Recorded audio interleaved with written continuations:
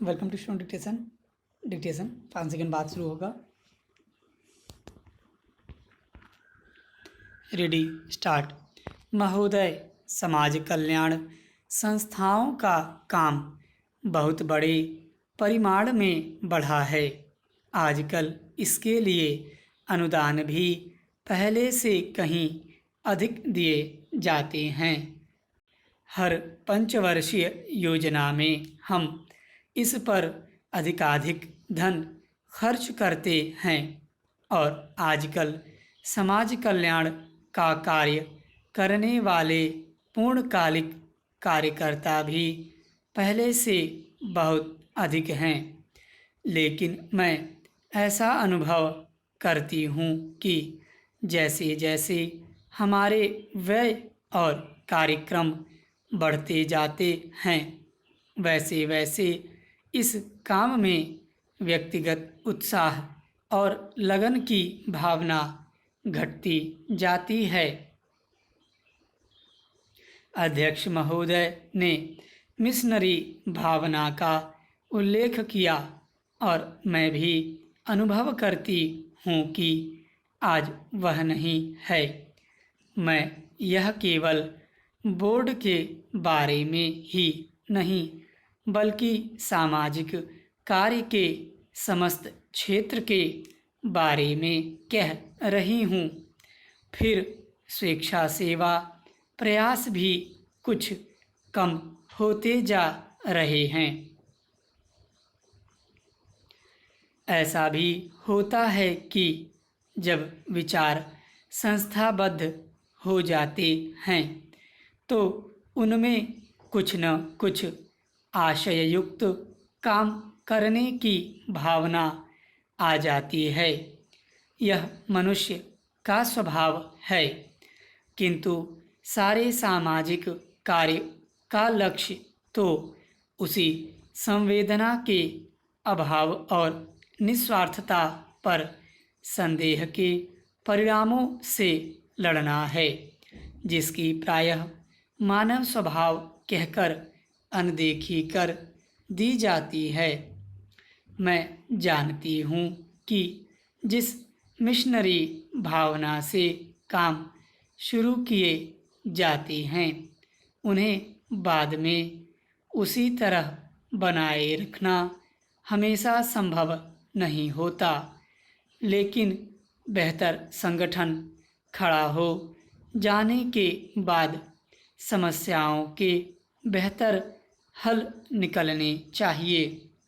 अतः हमें केवल अनुदानों से ही संतोष नहीं कर लेना चाहिए, बल्कि यह ध्यान रखना चाहिए कि इस सामाजिक कार्य के पीछे जिससे कि सामाजिक परिवर्तन हो रहा है, उद्देश्य क्या है। बोर्ड सामाजिक रूपांतर का केवल साधन मात्र है।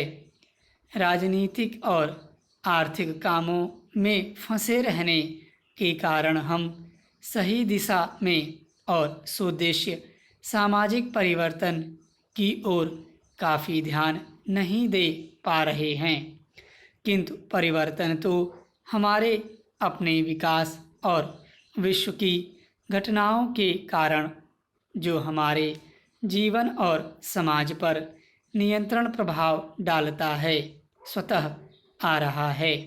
हमारे होनहार युवक और युवतियां संसार के घटना चक्र से निरंतर प्रभावित हैं और कहीं भी कुछ होता है तो वह हमें भी अवश्य छू जाता है।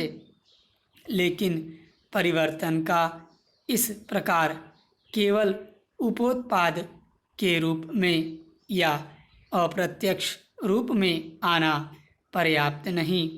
हमारी अपनी अनेक समस्याएं हैं जो हमारे अनुभव की दृष्टि से विशेष प्रकार की हैं।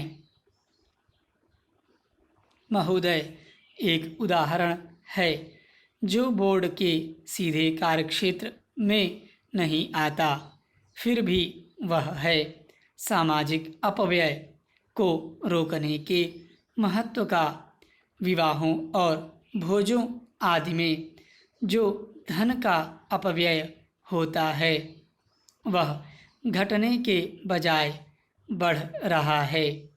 विकास से जिन लोगों को लाभ पहुंचा है वे दूसरों पर अपनी सफलता का रोब गांठना चाहते हैं। दहेज का विरोध, जो कुछ समय पहले काफ़ी ज्वलंत प्रश्न था, अब पीछे पड़ गया है। यद्यपि यह कुरीति आज भी उसी तरह जीवित है। अस्पृश्यता के बारे में आज कानून मौजूद है, लेकिन आज भी बहुत से स्थानों पर यह बुराई फैली हुई है। लोग इसे सरकार पर नहीं छोड़ सकते कि वही इसे हटाने के लिए कदम उठाए।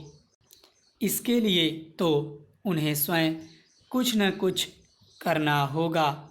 विशेष रूप में समाज कल्याण के क्षेत्र में केवल सरकारी कार्रवाई पर्याप्त नहीं हुआ करती।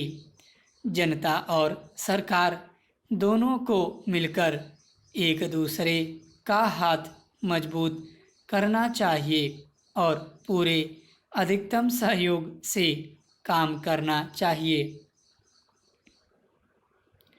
अपने कार्यक्रमों को पूरा करने के अतिरिक्त समाज कल्याण संगठनों को भी अंधविश्वासों से लड़ने और लोगों में तर्कसंगत दृष्टिकोण अपनाने की ओर ध्यान देना चाहिए। समाज सेवी संस्थाएं दैनिक जीवन में वैज्ञानिक चिंतन को लोकप्रिय बनाने के लिए बहुत कुछ कर सकती हैं। जाति या समाज के नाते हम लोगों को स्वास्थ्य और शिक्षा की ओर कहीं अधिक ध्यान देने की आवश्यकता है। इसके लिए आवश्यक है सही वातावरण, आदतें और सामाजिक दृष्टि, ताकि हमें अपने व अपने आसपास के लिए उचित सफाई, बेहतर पोषाहार और स्वास्थ्य की सुविधाएं प्राप्त हो सकें। सफाई के बारे में हमारा कुछ अजीब दृष्टिकोण है। हम अपने घर की तो सफाई करते हैं, पर कूड़ा करकट दरवाजे पर ही डाल देते हैं। हम स्वयं तो रोज नहाते हैं, पर हमारी सड़क या गली गंदी है जिसकी तनिक भी चिंता नहीं करते।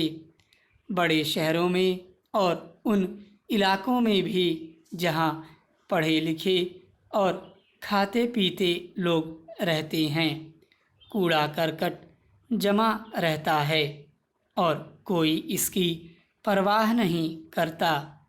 स्पष्ट रूप से यह स्त्रियों की संस्थाओं और समाज कल्याण संगठनों का काम है। समाज कल्याण संस्थाओं के लिए परम आवश्यक है कि वे समूचे क्षेत्र के सुधार के लिए आपसी तालमेल रखें।